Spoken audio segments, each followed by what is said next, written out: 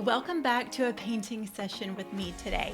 My name is Crystal Whitten, a hand lettering artist and designer. You can find all things hand lettering and creativity here.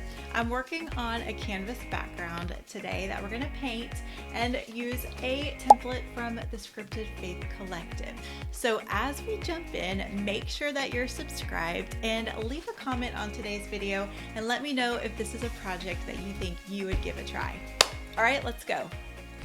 All right, so I'm working with an 8x10 canvas panel. I've got some paper towels here. Don't forget your jar of water to clean your brushes. I've got several different brushes. I've got a chip brush and a small round brush for some details, a straight tip brush to put on the background, and then a little round sponge brush that I think I'll use for some detail work. So, and then I've picked up the 4 different colors of paints: the fuchsia, the snow white, fern green, and candy pink. So we're gonna make a fun kind of springy background with this design today. So that's what I'm working with, and I'm ready to get started if you are.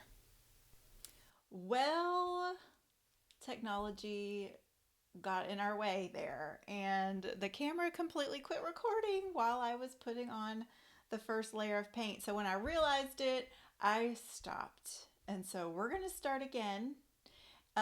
It's super simple. We're just adding paint to our canvas. So I have gone and added the paint to the little paint palette, and we are going to just keep adding to our background.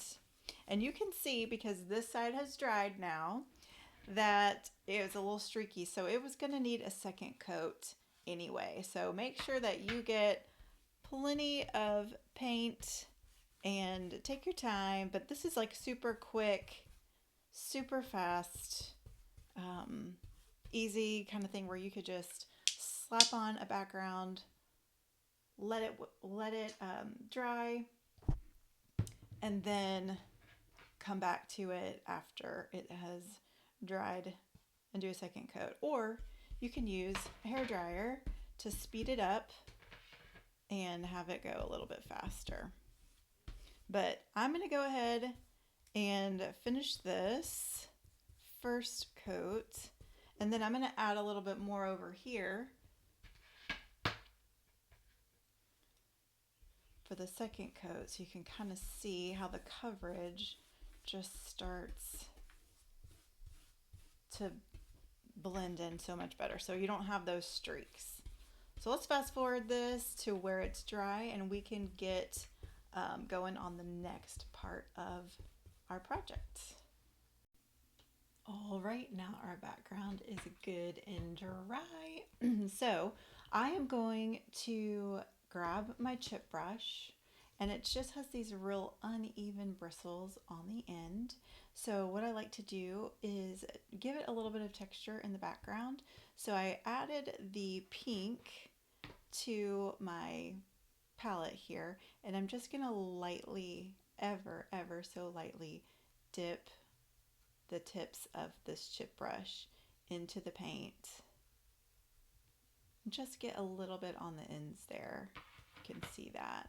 And then we're just going to swipe from the bottom up just lightly, and then coming back down the opposite way. And you'll just get kind of like a streaky brush look. We're just going to keep doing that. Let me get a little bit more in the center. There. And just keep alternating the ways. I'm going to go back and do this again. Try to get a little bit more in that center. So we're just lightly kissing the canvas there. I'm just adding a little bit of streakiness so that it's got just a nice little texture. And then what I like to do is go the opposite way too. And so because I hit my brush on the opposite edges, I'm going to kind of do the same thing here.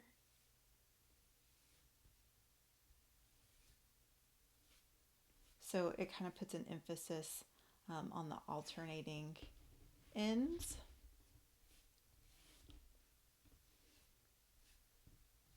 And this is not like a perfection kind of thing. Like if you struggle with trying to get things looking perfect, you may not love this look because it is definitely a very imperfect style background, but I love it.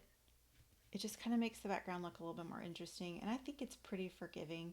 If you feel like it doesn't have enough, you can add more. If you feel like it's too much, you can kind of blend it a little bit. You can always take your original background color and paint over if you feel like you get too much of a blob in a certain place. So there we go. It's pretty light coat, but again, I'm just going to hit it with a hair dryer or a heat gun really quick just to make sure it's good and dry before we do the next step.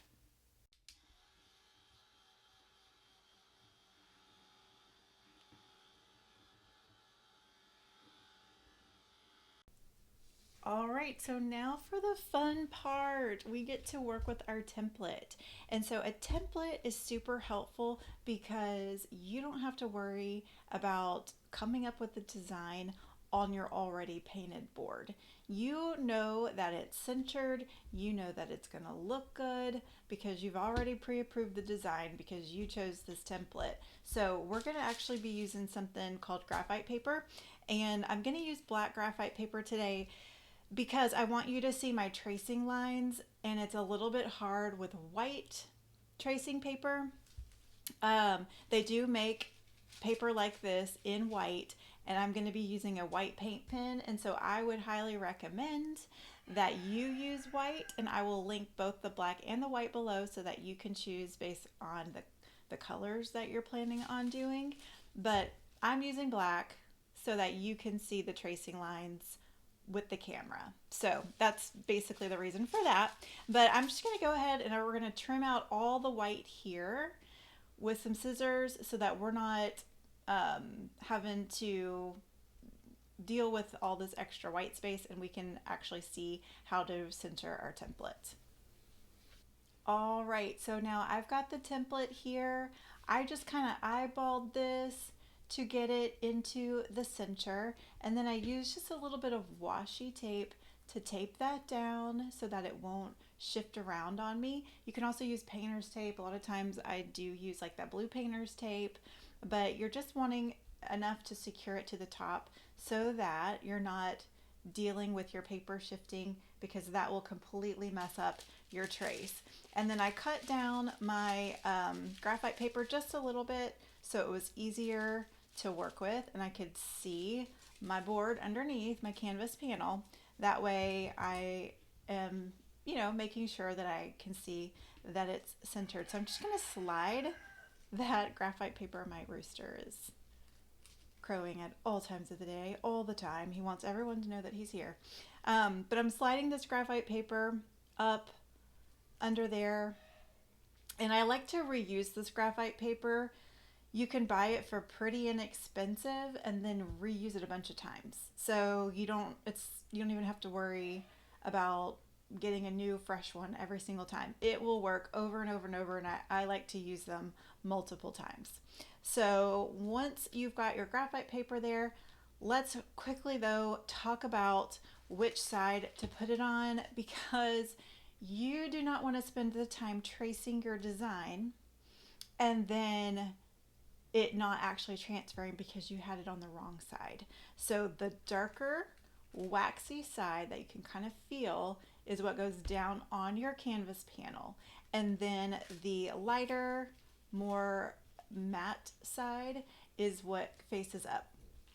So then you're going to just grab something like a pencil or a stylus, something with a stiff point on it so that you can go ahead and start tracing. So I'm just going to start up here at the top, and I'm going to just start tracing this lettering. So I'm going to go kind of around my thick lines as well so that I know where to add those in. And you're going to press down just hard enough that you know that it is starting to transfer. And you can also kind like lift up the edges and check it and see if you can see it there.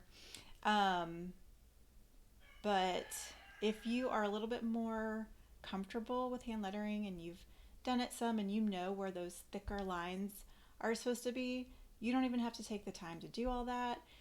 You can just go through and just go right straight through the center of all the shapes of the letters and then come back in yourself and fill in those thicker spots.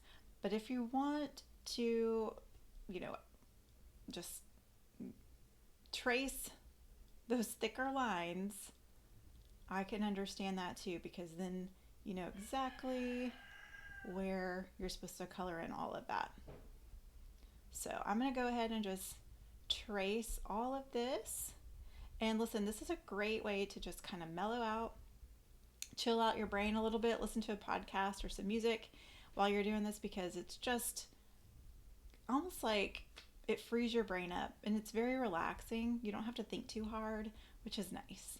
So I will tell you that previously, whenever I would try and make signs, I had such a hard time because I never really knew if my design was going to look good. I was always trying to pencil everything in the moment, and then I would erase it and have all these terrible erasing lines. And honestly, for the longest time, I gave up trying to do any hand lettering on a physical piece like wood or glass or canvases, because I, even as a skilled hand letterer, couldn't necessarily just letter a whole design on the fly. And I tell you that to encourage you, because a template made that possible for me. So, hand lettering from scratch, just right on the fly, just does not always lend itself to the best outcomes. So, a template like this has opened the door to being able to create so many different things. And I create templates for you so that you can make things, whether you want to have some income where you're going to create canvas panels like this and sell them, or if you've got a Cricut machine where you can cut vinyl, you can make t-shirts or signs and things with vinyl. I'm going to lift this up really quick and see my drawing, my tracing right there. So it has transferred so nicely. But before I pull it away to reveal, I want to just encourage you that you could use templates for needlepoint or embroidery. You can take a template and make it into something that can be used in different ways. If you did screen printing, you could screen print with these templates. So all of that when you are a Scripted Faith Collective subscriber. So you get access to actually sell anything that you make with your templates. And there are now over 150 templates in the library, and it's going to continue to grow every single month. Even if you simply are a crafter who enjoys spending time making things and giving them away, there's just so many different things that you can do with that too. Let's go ahead and reveal what the lettering looks like. You can see there.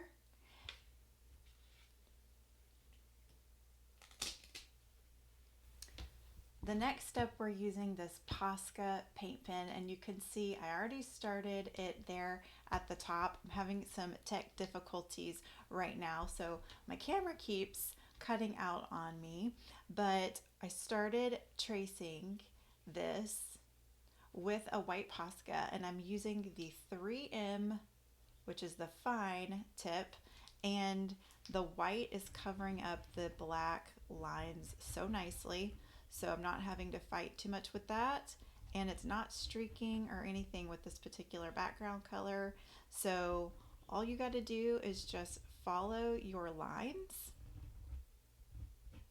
that you traced.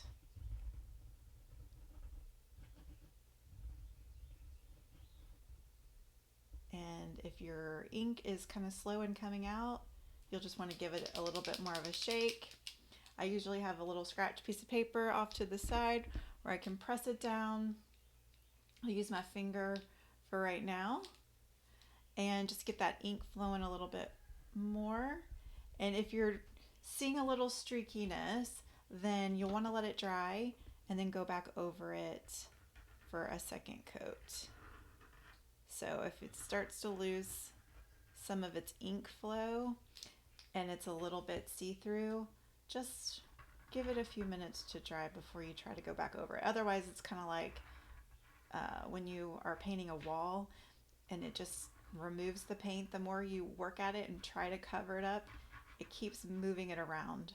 So once it's dry, it's a lot easier to go back over that. So now we just have to trace in all of our lines and color all of that in. It's really nice and smooth.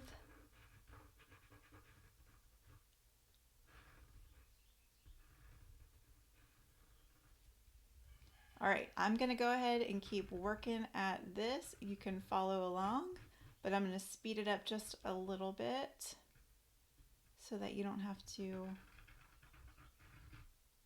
sit here for 10 minutes and watching me. Actually, it's not gonna take me 10 minutes. These projects are super fast. I can usually sit down when I'm not having tech difficulties.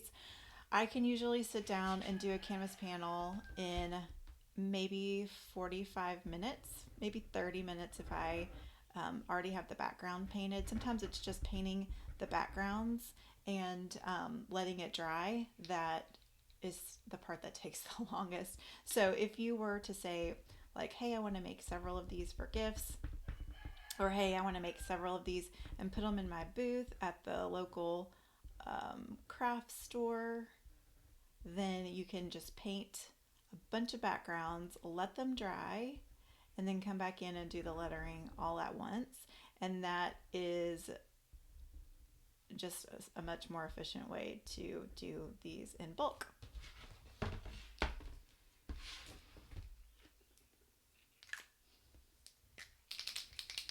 Having some issues with my paint pen.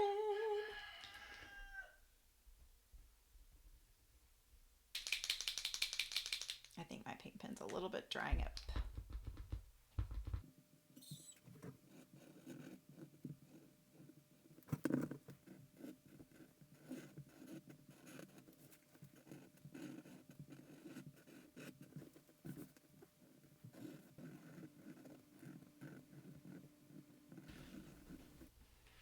So there's the first coat of the Posca.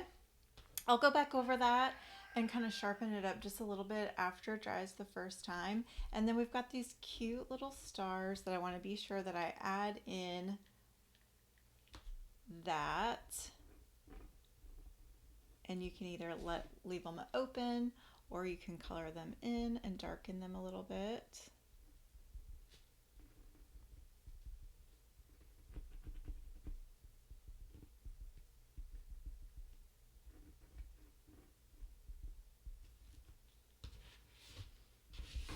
Since that side's wet, I'm going to turn it around so I don't drag my hand through it.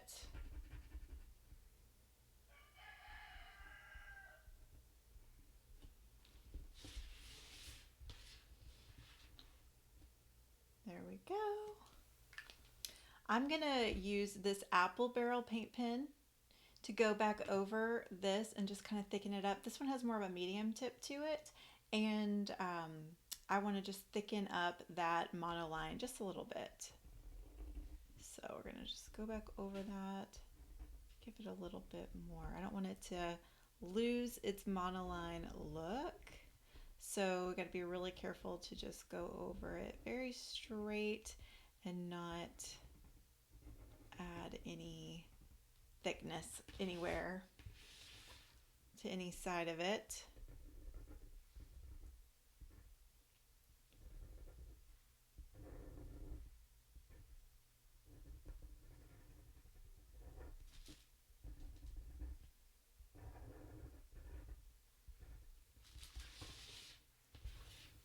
Now I'm going to add a few little embellishments around the edges too. So I've got these cute little stars and the dots.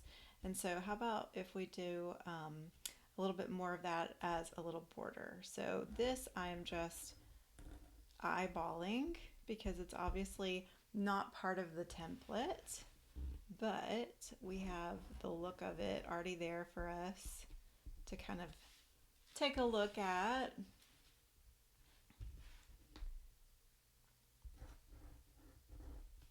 So we can use that as our basis, and I want them all to be just a little bit different for fun.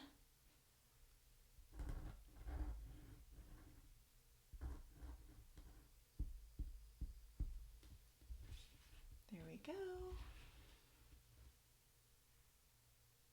Now you can see it. And then if you wanted to, you could even do like a little bit of a flourish there around the edges.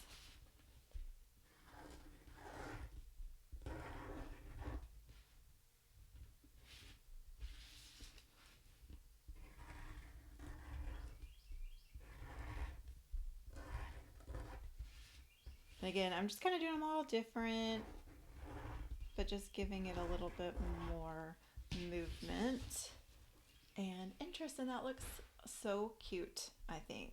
So cute. So I'm gonna go over this one more time and give it just a little bit more, one more coat to some of these letters that look a little bit see-through, and then I think we'll be about done. Going over some of these letters another time really does help that white pop off the background, doesn't it? So having a good pen is a big part. I really struggled with my paint pen this lesson, just being a little bit too dry. But all in all, it really turned out so cute. I can't wait to display this on a shelf or pop it into a frame and put it in my daughter's room.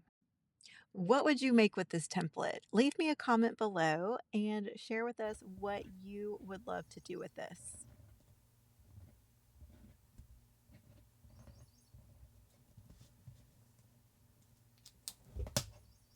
So there is our finished sign. And just as a recap, we used this template from the Scripted Faith Collective to make a cute canvas panel that you can display in your home or give as a gift.